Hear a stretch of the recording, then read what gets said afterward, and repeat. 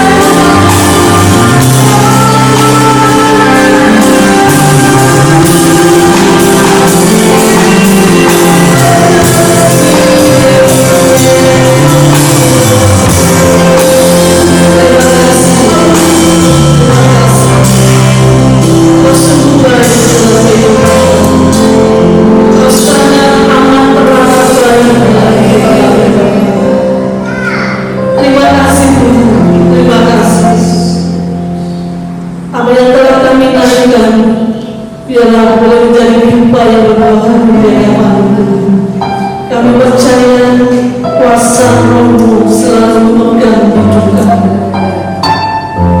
Sudah kami akan mendengar sebagaimana firman-Mu.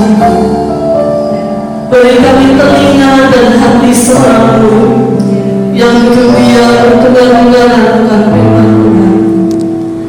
Dan ajar setiap kami untuk dapat belajar melakukan kebenaran firman Tuhan dan juga dalam menghidupi firman Tuhan. Engkau pakai hamba-Mu yang akan melakukan kebenaran firman. Apa yang disampaikan itu adalah daripada Engkau. Terima kasih Yesus, terima kasih. Kami serahkan semuanya hanya di dalam nama Tuhan Yesus yang diberkati katakan amin. Apa sih yang dicari oleh manusia di dunia ini? Apa sih yang dicari oleh manusia di dunia ini? Uang? Bukan. Apa? Harta? Juga bukan. Tapi kebahagiaan. Apalah artinya punya uang tapi tidak bahagia? Apalah artinya punya harta tapi tidak bahagia?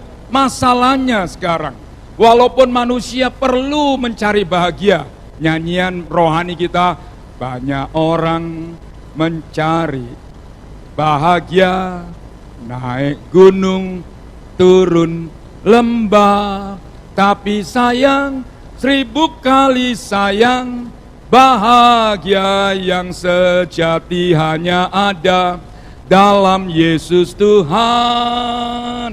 Saudara, orang naik gunung turun ke lembah, masuk desa pergi ke kota, hanya ingin mendapatkan bahagia. Ternyata bahagia di dalam dunia tidak pernah didapatkannya. Apa sih arti bahagia itu? Bahagia itu tidak ada susah. Bahagia itu tidak ada air mata. Bahagia itu tidak ada sakit penyakit. Bahagia itu tidak ada penderitaan. Di mana kita mendapatkan itu semua di dunia? Ternyata saudara-saudara, banyak orang mengukur bahagia itu kalau banyak hartanya. Ternyata orang punya harta pun tidak luput dari derita. Ya, ada banyak orang bahagia didasarkan atas banyak yang dia punya. Ternyata apa yang ada di dunia tidak membuat orang berbahagia. Hari ini mari kita lihat bersama-sama dalam Mazmur 1 ayat 1 sampai ayat yang ke-6. Tuhan ingin memberikan kita bahagia yang tidak ada air mata. Bahagia yang tidak ada penderitaan. Bahagia yang tidak ada kesukaran. Di mana itu saudara-saudara? Mari kita berdiri bersama-sama untuk menghormati pembacaan firman Tuhan. Yang bawa Alkitab bisa dibuka Alkitabnya, yang tidak bawa bisa lihat screen di depan. Kita baca bersama Mazmur 1 ayat 1 sampai yang ke-6. 2, 3. Berbahagialah orang yang tidak berjalan menurut nasihat orang fasik, yang tidak berdiri di jalan orang berdosa, dan yang tidak duduk dalam kumpulan pencemooh, tetapi yang kesukaannya ialah Taurat Tuhan, dan yang merenungkan Taurat itu siang dan malam. Ia seperti pohon yang ditanam di tepi aliran air, yang menghasilkan buahnya pada musimnya, dan yang tidak layu daunnya. Apa saja yang diperbuatnya berhasil. Bukan demikian orang fasik, mereka seperti sekam yang ditiup angin. Sebab itu orang fasik tidak akan tahan dalam penghakiman. Begitu pula orang berdosa dalam perkumpulan orang benar. Sebab Tuhan mengenal jalan orang benar, tetapi jalan orang fasik menuju kebinasaannya. Amin. Silakan duduk, Tuhan memberkati. Dari pembacaan kita yang panjang, ada 2 golongan manusia. Saudara-saudara, yang ada di dunia yang ditulis dalam Alkitab yang kita baca. Ada golongan yang pertama, orang bahagia. Ada golongan yang kedua, orang yang tidak bahagia. Dari ayat ini mari kita lihat satu tema tentang orang-orang yang berbahagia. Saudara, sudah saya terangkan di depan, bahagia itu artinya tidak ada air mata. Bahagia itu artinya tidak ada susah dan duka. Bahagia itu artinya senang selamanya. Di mana kita dapat itu? Di mana kita terima itu? Di mana kita menemukan itu di dalam dunia ini? Orang miskin katanya menderita, orang kaya juga menderita. Katanya orang miskin menangis, orang kaya juga menangis. Katanya orang miskin yang penuh dengan sakit karena kurang gizi, orang kaya juga ternyata juga penyakit dan bisa tutup mata. Jadi saudara-saudara, dalam dunia ini bahagia itu hanya sementara. Bisa senang, tapi tidak seterusnya senang. Setelah senang, mesti susah. Di dunia ini ada bahagia, tapi tidak selamanya. Hari ini sehat, besok sakit. Tidak bahagia. Dalam dunia ini ada bahagia, tapi tidak selamanya. Saudara, hari ini kita tidak menderita, besok kita menderita. Jadi, bahagia yang dicari oleh manusia ternyata tidak ditemukan di dalam dunia ini. Ada bahagia hanya semu, hanya sesaat, hanya sementara, dan berakhir dengan linangan air mata dan penderitaan selama-lamanya. Semua orang mau bahagia, termasuk saya. Saya yakin ibu bapak juga mau bahagia. Karena bahagia itu tidak ada penderitaan. Bahagia itu tidak ada susah. Bahagia itu tidak ada kesukaran. Bahagia itu seterusnya dan selamanya. Nah, saudara-saudara, Yesus Kristus, dia mati di salib untuk menebus dosa orang berdosa. Tapi ingat, Yesus yang mati di salib tidak untuk semua orang berdosa. Tidak untuk semua orang berdosa. Hanya untuk orang berdosa yang telah dipilih sebelum dunia diciptakan. Kenapa Tuhan pilih? Itulah anugerah. Saudara-saudara, di antara orang berdosa saya dipilih Tuhan. Di antara orang berdosa di dunia, saudara dipilih Tuhan. Sebab itu kita mesti bangga jadi anak Tuhan. Saudara bangga jadi anak Tuhan? Karena kita telah dipilih. Kenapa Tuhan pilih? Karena kita baik? Bukan. Kenapa Tuhan pilih di antara orang berdosa? Apakah kita lebih baik dari orang lain? Juga tidak. Itu yang membuat kita bersuka cita. Ya, dan Tuhan memilih kita di antara orang berdosa untuk diberikan bahagia yang dunia tidak bisa berikan. Kapan bahagia itu kita dapat? Kapan? Apa orang Kristen tidak menangis di dunia? Menangis. Apakah orang Kristen tidak menderita di dunia? Menderita. Apakah orang Kristen tidak sakit di dunia? Sakit. Lalu bahagia mana yang Tuhan mau berikan? Kita baca pendahuluan kita dalam Wahyu 14 ayat yang ke-13. Wahyu 14 ayat 13. Ternyata bahagia yang sejati itu hanya ada di dalam Yesus Kristus. Bukan sekarang. Bukan sekarang. Bahagia yang sejati itu ada di dalam Kristus pada waktu kita tutup mata. Saya membacanya demikian. Aku mendengar suara dari surga berkata, berbahagialah orang yang mati, yang matinya dalam Tuhan sejak sekarang. Kata Roh, supaya orang-orang itu boleh beristirahat dari jerih lelahnya, karena segala yang dibuat mereka menyertai mereka. Jadi saudara-saudara, Alkitab memberitahukan, berbahagialah orang-orang yang mati di dalam Kristus Yesus. Karena di dalam Kristuslah setelah kematian tidak akan lagi ada air mata, tidak akan ada lagi penderitaan, tidak akan ada lagi kesukaran, dan senang selama-lamanya di dalam sorga. Bahagia itu hanya ada di dalam Kristus Yesus. Mungkin selagi masih hidup kita kurang bahagia. Jangan sedih. Orang Kristen juga sakit. Orang Kristen juga menangis. Orang Kristen juga mengalami pergumulan dalam hidup. Tidak ada bedanya dengan orang yang lain. Tetapi akhir hidup kita, pada waktu kita tutup mata, itulah hari bahagia kita. Haleluya. Saat itulah hari bahagia kita. Puji Tuhan, saudara-saudara. Mungkin Alkitab memberitahukan kita hari ini, selagi masih hidup, kita tidak bahagia. Karena kita tidak punya uang yang limpah, kita punya banyak masalah, kita seringkali meneteskan air mata, bahkan tidak sedikit di antara orang Kristen yang sakit dan mati. Saudara-saudara, kelihatannya tidak bahagia, bukan? Dan memang Tuhan ingin memberi kita bahagia, bukan sekarang. Bukan sekarang, pada waktu selesai kematian datang menimpa. Hari itulah yang Alkitab katakan, berbahagialah orang-orang yang mati, yang matinya dalam Kristus Yesus. Saudara-saudara, nah, saudaraku, Orang Kristen kapan disebut orang berbahagia?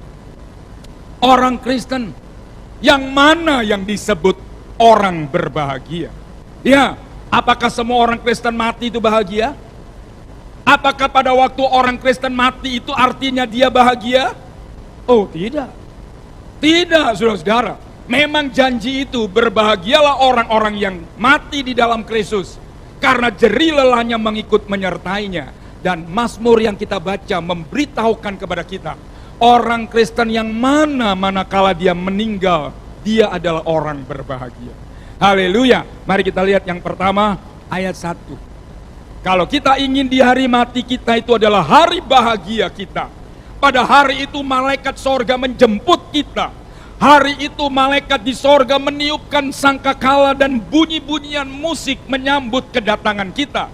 Kalau itu hari merupakan hari kesukaan kita yang kita rindukan. Mari kita mau belajar dari Alkitab yang Alkitab beritahukan. Orang Kristen mana manakala hari kematiannya adalah hari bahagia buat dia. Yang pertama, ayat 1. Berbahagialah orang yang tidak berjalan menurut nasihat orang fasik, yang tidak berdiri di jalan orang berdosa, dan yang tidak duduk dalam kumpulan pencemooh. Sebab itu orang Kristen saya dan saudara-saudara tidak boleh tidak tahu. Karena saya akan mati, bukan? Saudara juga akan meninggal dunia, bukan? Agar pada hari kematianku dan kematianmu itu adalah hari bahagia kita, kita mesti belajar apa yang Alkitab katakan. Yang pertama, Kristen yang berubah, barulah hari matinya bahagia. Sebab itu tidak boleh jadi orang Kristen tidak berubah. Ya, Alkitab menulis apa? Berbahagialah orang yang tidak berdiri, tidak berjalan, tidak duduk di kumpulan orang pencemooh dan orang berdosa. Bukan berarti orang Kristen tidak boleh bergaul dengan siapapun.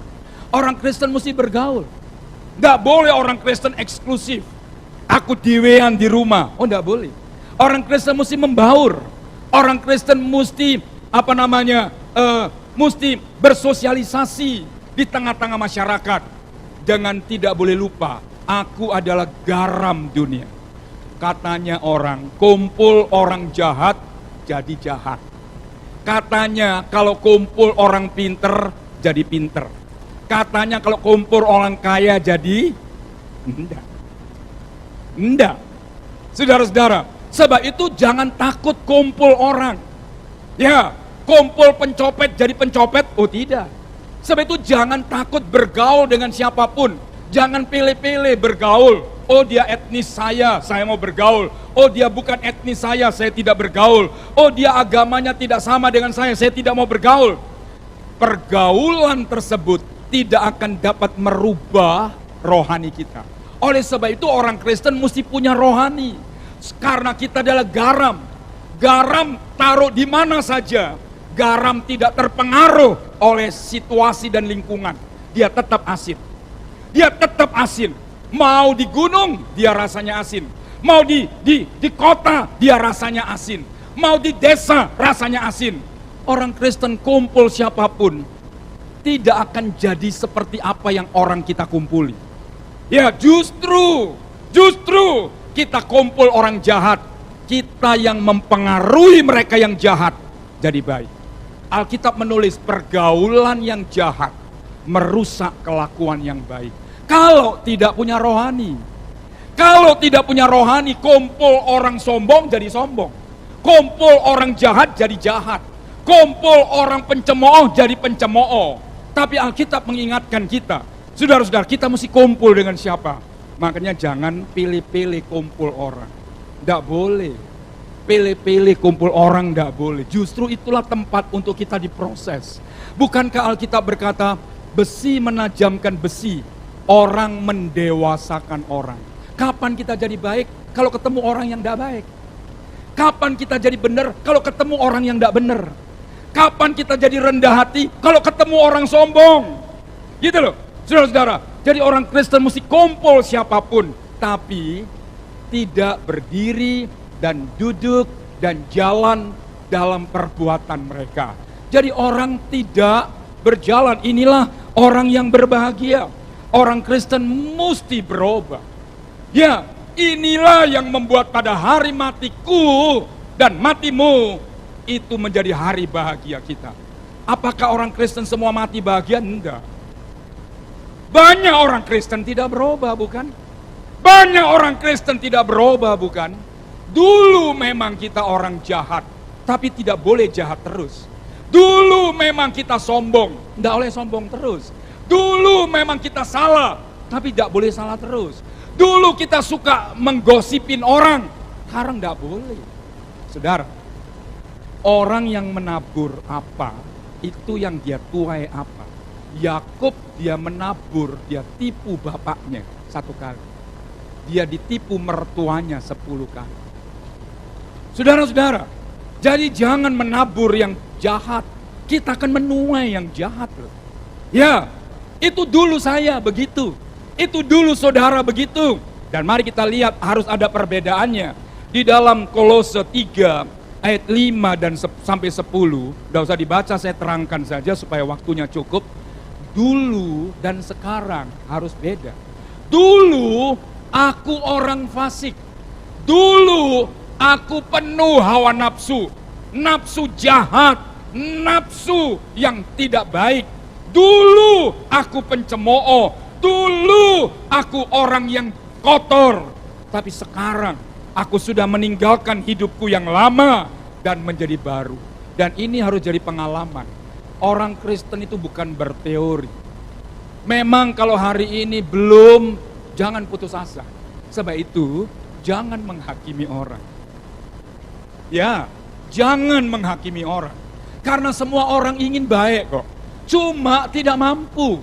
Yesus berkata, hati berkehendak, tubuh lemah. Tidak ada orang mau jahat, tapi tidak mampu.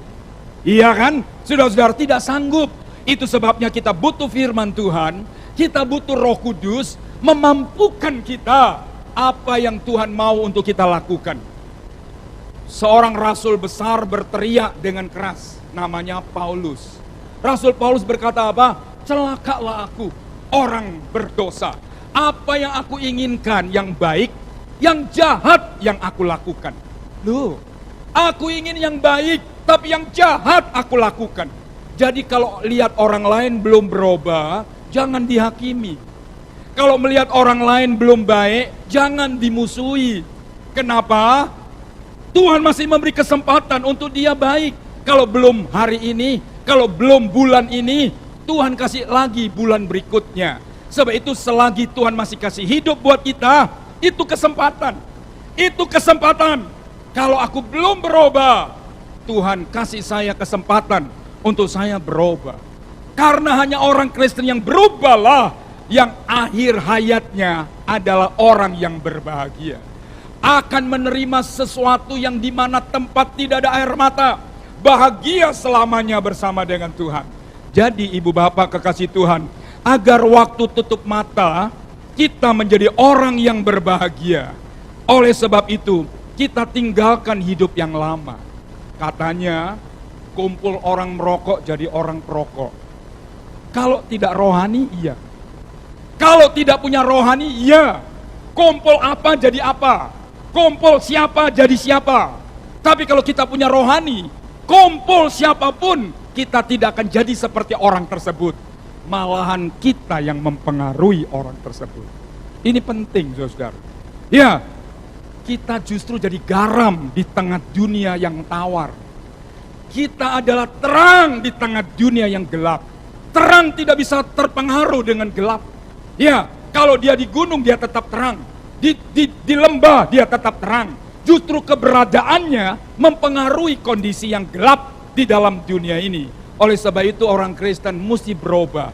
Karena kitalah agen perubahan dunia ini. Kalau orang Kristen sendiri tidak berubah, bagaimana kita bisa mengubah dunia yang gelap ini? Saudara-saudara, dunia ini memang seperti ini keadaannya. Gara-gara uang 1.000 mereka bertengkar, lalu saling membunuh. Hanya uang 1.000. Hanya karena kaki terinjak, lalu mong kasar, lalu mereka bertengkar, lalu mereka membunuh. Hanya hal yang sepele. Kenapa, saudara? Karena memang itulah keadaannya manusia di dalam dunia ini.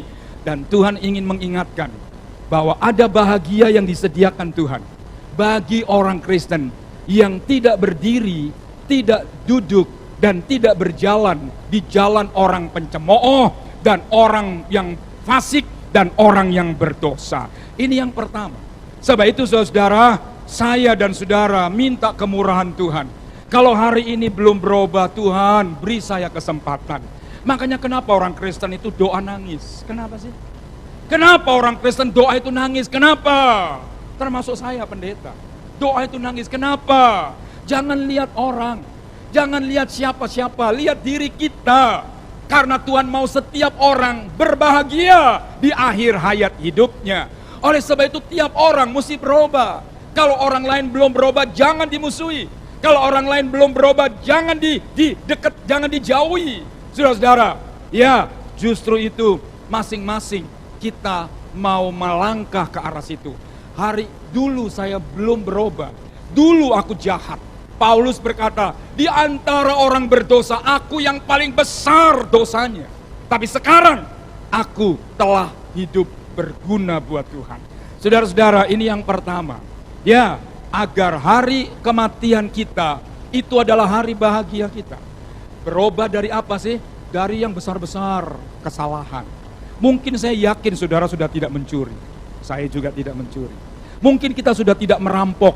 Saya tidak merampok. Yang besar-besar mungkin kita tidak lakukan. Mungkin kita tidak memperkosa orang. Saudara, yang besar-besar kita tidak bunuh orang. Tapi jangan bangga, ada banyak yang kecil-kecil yang Roh Kudus ingin menegur kita supaya kita juga berubah. Gitu loh.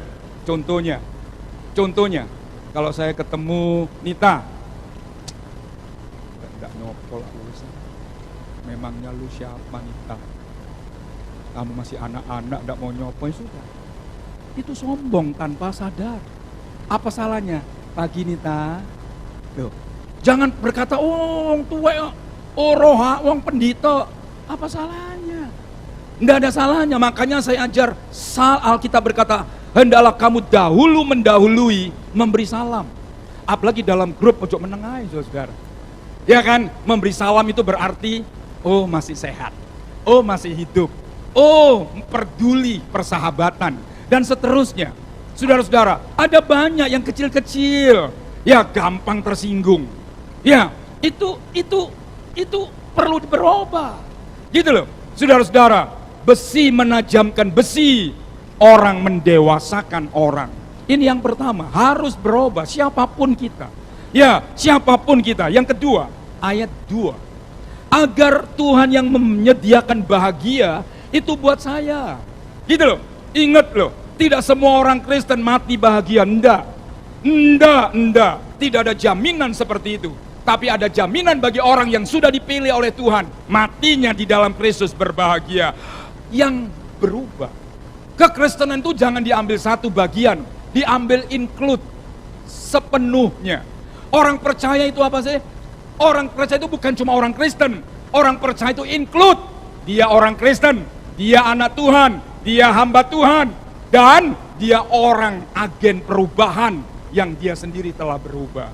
Yang kedua, ayat 2, kita membacanya, tetapi yang kesukaannya ialah Taurat Tuhan, dan yang merenungkannya siang dan malam. Saudaraku, yang kedua, kekristenan tidak hanya harus berubah agar menjadi bahagia di hari kematiannya. Yang kedua, saudara, ayat ini mengatakan, jadi orang Kristen yang berbuah, yang kesukaannya Taurat Tuhan siang dan malam, dan yang melakukannya akan berbuah. Gitu loh, akan berbuah. Puji nama Tuhan, saudara-saudara. Kristen yang berbuah, Kristen yang berubah itu ke dalam. Itu masuk ke dalam hasilnya.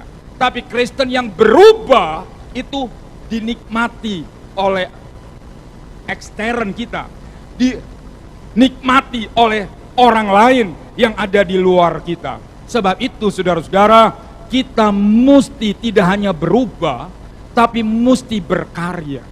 Ya, punya buah untuk Tuhan, ada buah untuk sesama. Saudara-saudara, ada buah untuk keluarga. Dan ini harus Kristen yang berubah hasilnya ke dalam dirinya sendiri. Tapi Kristen yang berbuah itu punya karya keluar. Saudara, jadi punya karya. Makanya Alkitab yang kita baca tadi berkata apa? Berbahagialah orang yang mati di dalam Kristus, karena jerih lelahnya mengikut menyertai. Mana sih ada pekerjaan di dunia ini kalau mati hasilnya dibawa? Adakah orang yang kerja di dunia ini kalau mati hasilnya dibawa? Tidak ada. Mati selesai. Punya uang yang banyak. Klik ya berikut. Punya harta yang banyak. Pada waktu kematian tiba, semuanya tidak ada yang dibawa. Tapi ada satu yang akan kita bawa di dalam Kristus. Jerih lelah kita. Itu sebabnya disebut berbahagia. Itu sebabnya disebut berbahagia. Karena jerih lelah kita mengikut menyertai kita. Oleh sebab itu Kristen mesti berkarya. Saudara, bisa lewat persembahan kita. Tapi ingat, berubah dulu baru berkarya. Ingat loh, ini pekerjaan Tuhan. Berubah dulu baru berkarya. Kalau tidak, saudara, karya kita jadi batu sandungan. Oleh sebab itu kita mesti merubah diri kita semua, siapapun kita. Dan agar itu menjadi bahagia pada waktu hari usia kita tutup mata. Sekarang saudara kita lihat, apakah sia-siakah jadi Kristen berubah dan berkarya? Ada banyak orang Kristen tidak mau tahu. Ada banyak orang Kristen, saudara, tidak berubah dan tidak mau berkarya buat Tuhan. Mari kita lihat yang ketiga.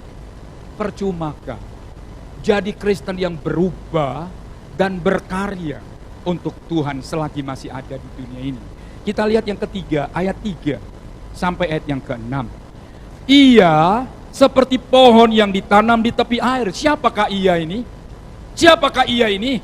Orang yang berubah dan yang berkarya. Haleluya. Tidak hanya nanti setelah tutup mata Tuhan kasih kita bahagia, tapi sekarang di dunia pun Tuhan menyediakan sesuatu. Saya baca lagi dari depan.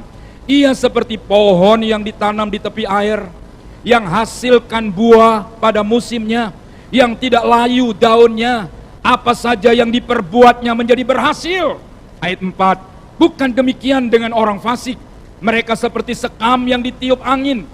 Orang fasik tidak akan tahan dalam penghakiman. Begitu pula orang berdosa dalam perkumpulan orang benar. Sebab Tuhan mengenal jalan orang benar, tapi jalan orang fasik menuju kebinasaan. Yang ketiga, ada bedanya.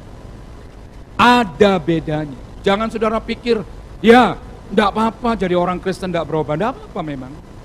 Enggak apa-apa. Jadi orang Kristen tidak mau berkarya. Enggak apa-apa. Saudara, tapi engkau akan lihat bedanya. Engkau akan alami bedanya. Dan itu suatu kerugian buat kita. Saudara-saudara, itu tidak hanya nanti, tapi sekarang juga di dalam dunia. Apa saja yang dibuatnya menjadi berhasil.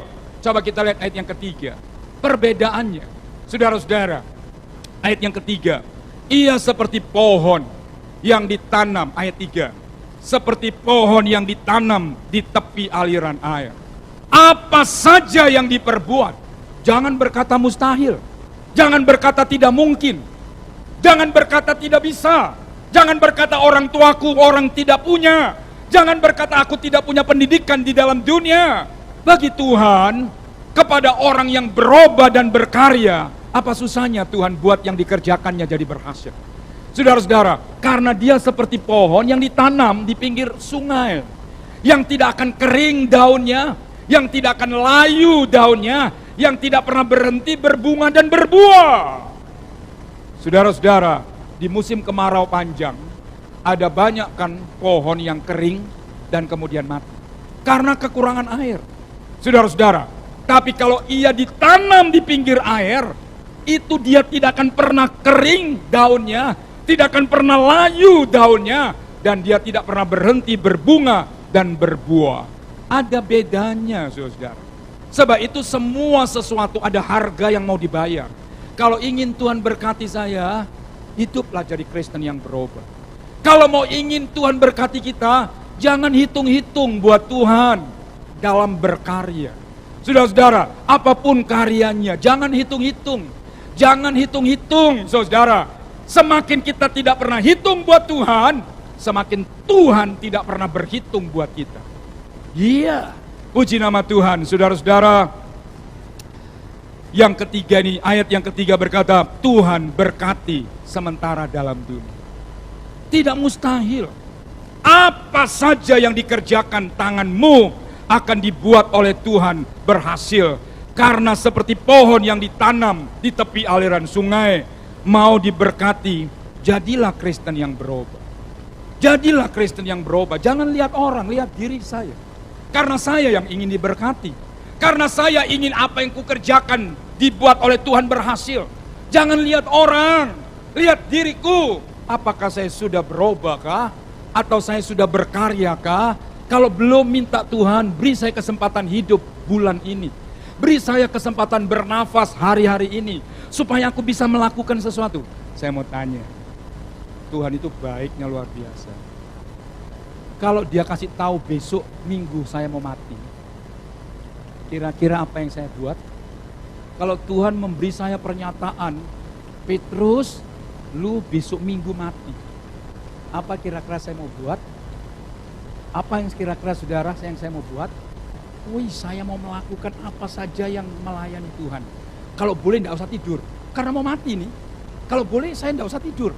Dia akan kerja terus, cerita tentang Yesus, melayani Tuhan terus. Enggak kenal capek, enggak kenal siang, enggak kenal malam, enggak kenal rugi. Punya apapun diberikan buat Tuhan, karena besok mau mati.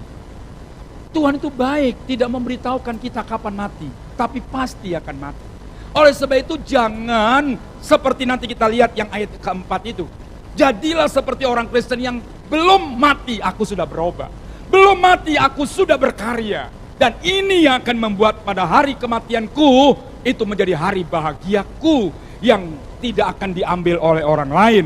Puji Tuhan saudara-saudara. Nah, ini orang yang berubah. Bagaimana dengan orang yang tidak berubah dan tidak berkarya?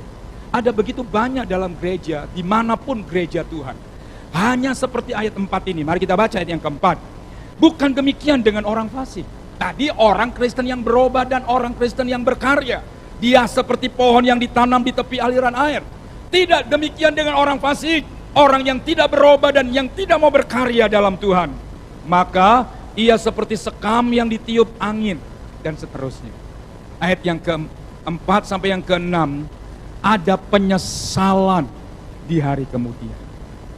Kalau selagi masih ada kesempatan kita sia-siakan, tidak mau berubah. Ada kesempatan kita tidak pergunakan, tidak dengan mau berkarya.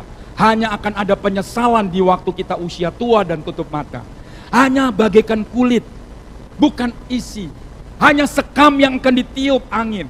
Jangan jadi orang Kristen hanya kulitnya. Hanya namanya Kristen, tidak ada isinya.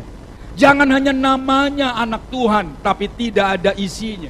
Ya, apa isinya orang Kristen? Hidup yang berubah dan hidup yang berkarya untuk Tuhan. Itu isinya kekristenan. Saudaraku, itu isinya kekristenan. Anak Tuhan kah? Hamba Tuhan kah? Siapa saja. Jangan hanya kulit. Jangan hanya kulit, saudara. Itu yang Tuhan Yesus katakan dalam Matius pasal 7. Aku tidak kenal siapa engkau. Bahaya loh. 2 orang di tempat tidur, 1 diangkat waktu Tuhan datang, 1 ditinggal. 2 orang di ladang, 1 diangkat, 1 ditinggal waktu Tuhan datang. Saudara-saudara, rindukah waktu Tuhan datang kita diangkat? Ya, jangan menyesal pada waktu Tuhan datang saya tidak terangkat. Ini luar biasa loh. Sampai Tuhan datang dan saya tidak terangkat. Temanku diangkat, temanku diangkat, temanku diangkat. Saya tidak diangkat, saya tertinggal di dunia. Air mata darah tidak ada guna. Dan itu penyesalan. Oleh sebab itu sebelum hari itu datang, saudara-saudara, sebelum hari itu tiba, marilah kita berkat Tuhan, beri anugerah buat saya, untuk saya isi kekristenanku dengan hidup yang berubah. Jadi Kristen ada isinya gitu saudara. Kristen itu ada isinya. Isinya orang Kristen itu apa sih? Hidup berubah, tidak ada lagi. Hidup yang berkarya, tidak ada lagi. Ini yang akan membawa pada hari tua dan tutup mata. itu hari bahagia saya semuanya. Puji nama Tuhan. Dengan Alkitab berkata demikian. Tidak demikian dengan orang fasik. Ia hanya seperti sekam. Sekam itu hanya dibakar, tidak untuk di lainnya. Makanya kita nyanyikan pujian Tabernacle Glory. Gandum di ladang, gandum di ladang, kita bawa gandum ke gudang Allah. Hanya isi gandum yang dibawa ke gudang. Sekamnya dibuang di luar dan untuk dibakar seterusnya. Hidupnya hanya sekam. Kristennya hanya kulit, tidak ada isinya. Saudaraku, kita lihat, tidak bisa dinikmati, tidak bisa dirasakan, hanya kulit. Dan pasti akan penyesalan yang tiada guna. Dan marilah pagi hari ini saudara, Tuhan mengingatkan sebelum hari itu datang. Supaya jangan saya menyesal. Saudara lihat, Esau menyesal. Terjemahan lama ditulis Alkitab kita. Ia tidak hanya menangis. Ia tidak hanya terisak-isak. Tapi dia Alkitab menulis, Esau meraung-raung. Meraung-raung. Pada waktu dia berkata sama Ishak bapaknya, tidak adakah lagi berkat untukku bapak? Bapaknya berkata apa? Berkat hak kesulungan sudah diambil oleh adikmu bernama Yakub. Tidak ada lagi kah berkat kesulungan bagiku bapak? Dan Esau mencarinya dengan teriakan, dengan raungan yang keras. Alkitab mengatakan, tidak ada kesempatan lagi. Karena engkau sudah membuang waktu. Engkau tidak menghargai hak kesulungan yang Tuhan beri. Saudara-saudara, 7 bulan sudah corona ini. Ya, masih ada orang Kristen yang tidak berani ke gereja. Sedih saya. Sedih, saudara. Jangan berkata ada virus. Apa cuma di gereja ada virus? Di pasar tidak ada virus? Di toko tidak ada virus? Di jalan tidak ada virus? Saudara-saudara, kalau kita dekat Tuhan, ada virus, ada corona. Tapi Tuhan yang akan memproteksi kita dan menjaga kita siang dan malam. Kalau hari ini kita sehat, bukan karena kita pintar cuci tangan loh. Bukan karena kita pandai pakai masker loh. Karena anugerah Tuhan menjagai dan melindungi kita. Oleh sebab itu ini kesempatan, jangan dibiarkan lewat. Karena engkau akan hanya menyesal. Ya, penyesalan yang tiada guna yang akan kita alami dalam hidup selama di dalam dunia ini. Puji nama Tuhan. Saudara-saudara, buang-buang waktu, jangan. Ya, buang kesempatan. Dan jangan, karena itu akan mendatangkan penyesalan. Saudara-saudara, jadilah orang Kristen yang bukan kulitnya, bukan sekamnya, tapi isi gandumnya. Puji nama Tuhan. Dan isi itu tidak ada lain. Tidak berdiri, tidak duduk, tidak berjalan di jalan orang berdosa. Kumpul orang berdosa, tapi tidak jadi orang berdosa. Puji nama Tuhan, karena hidup yang sudah berubah. Kita baca yang terakhir, Maleakhi 3, ayat yang ke-18. Mungkin saat ini belum nampak hasil perubahan itu. Belum nampak hasilnya. Saya melayani Tuhan itu apa sih untungnya? Saya memberi persembahan persepuluhan itu apa sih? Nah, malah rugi. Malah rugi. Saudara-saudara, ini kesaksian yang luar biasa. Saya diberkati Tuhan. Belajar berani berkorban. Kalian tidak berani nabur, apa bisa menuai? Ya, ada jemaat gereja kita, waktu susah, hasil kerja dia jualan hari itu 70 ribu rupiah. Hasil pertama dia jual 70 ribu. Saking senangnya dia ke gereja, dipersembahkan semua. Nggak tahu dia lupa atau dia tidak ngerti, dikasihkan saking senangnya. Waktu pulang sampai di rumah dia tanya istrinya, mas apa mah? Mau mas apa? Nggak ada uang. Hah?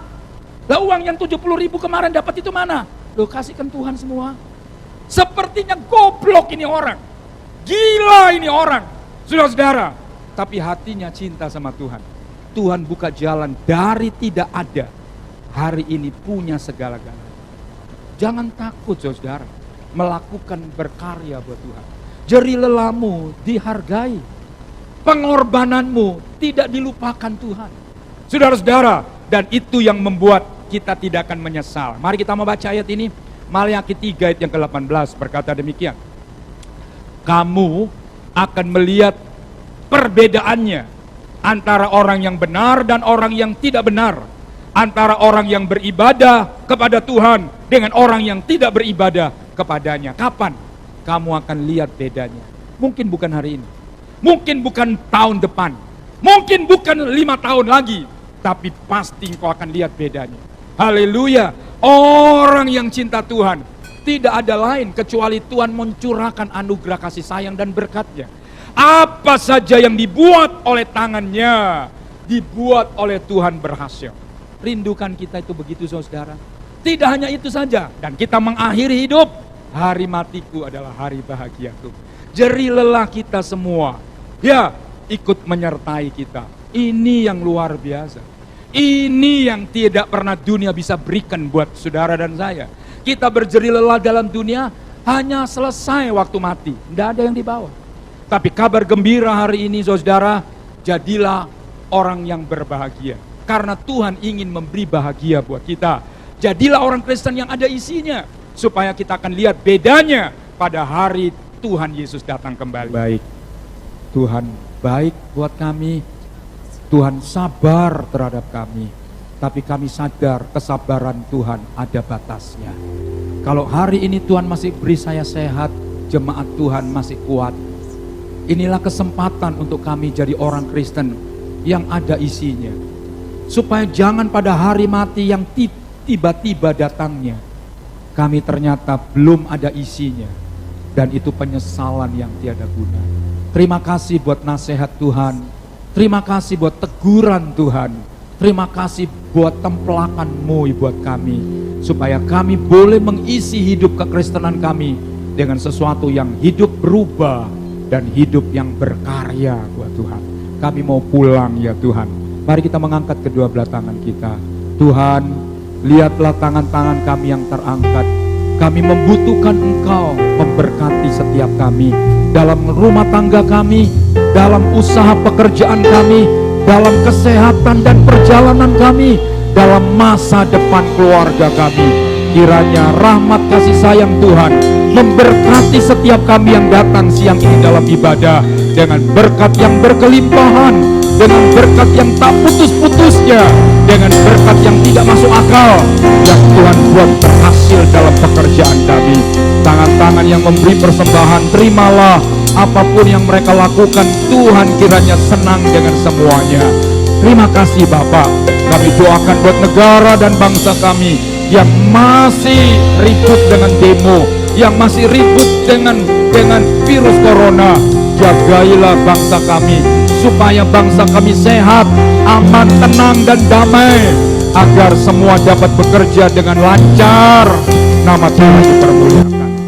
Pulanglah sidang jemaat, pulang dengan disertai Tuhan, pulang dengan diberkati Tuhan. Dalam nama Tuhan Yesus, hamba sudah mohonkan doa berkat. Kiranya